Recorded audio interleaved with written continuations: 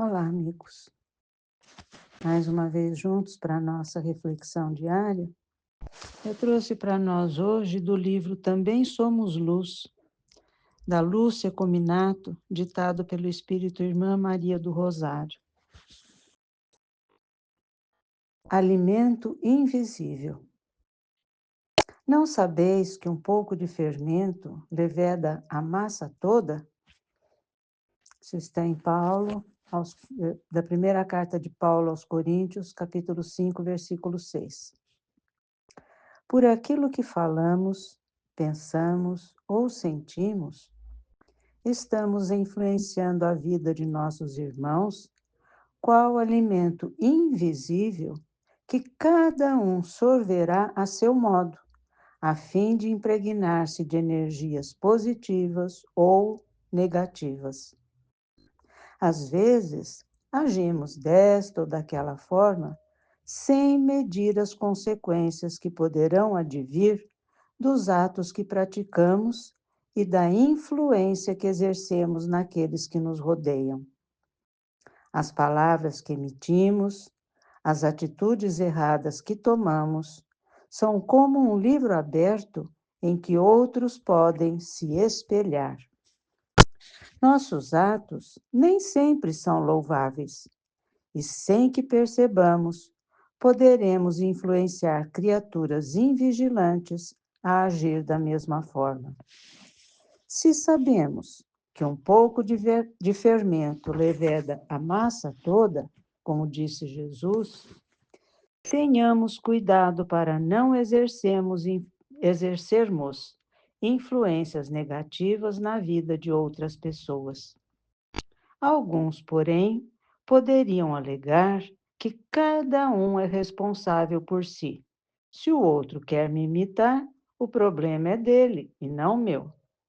Contudo, embora tenham livre-arbítrio para fazerem suas escolhas, sabemos que as pessoas são influenciáveis e acabarão sendo cópias umas das outras, principalmente no meio familiar. Os filhos têm nos pais exemplos a seguir. Portanto, policiemos as nossas atitudes, porque somos sempre responsáveis quando induzimos filhos ou não a agirem erroneamente. Se já temos conhecimento do certo e do errado, do bem e do mal, esforcemo-nos por agir, falar e até mesmo pensar de um modo justo e correto, para que os nossos exemplos induzam os nossos irmãos a agirem sempre para o bem. E tu, que tipo de alimento tens armazenado em tua alma? Por aquilo que armazenares, estarás espalhando tristeza ou alegria, ódio ou amor, orgulho ou humildade. Sabemos que Jesus exemplificou cada ensinamento que transmitiu. Tenhamos nele o divino modelo e procuremos exemplificar as suas atitudes de amor e paz, a fim de que os nossos atos diários se convertam igualmente em manifestações de paz e de amor. A gente até já comentou um pouco sobre isso, né?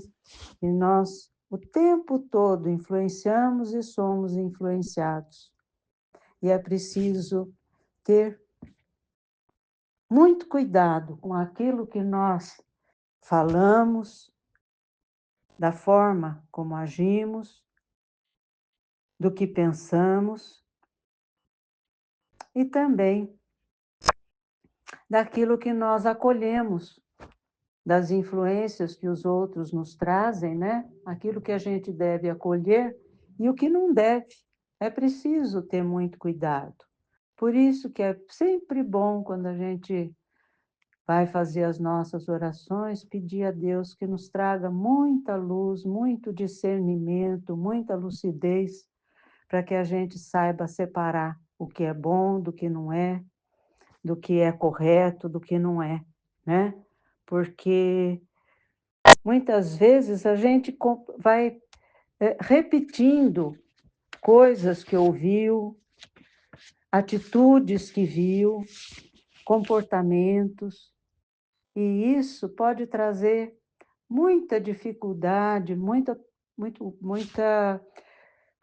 problema, não é? Tanto para a gente como para aqueles a quem nós influenciamos.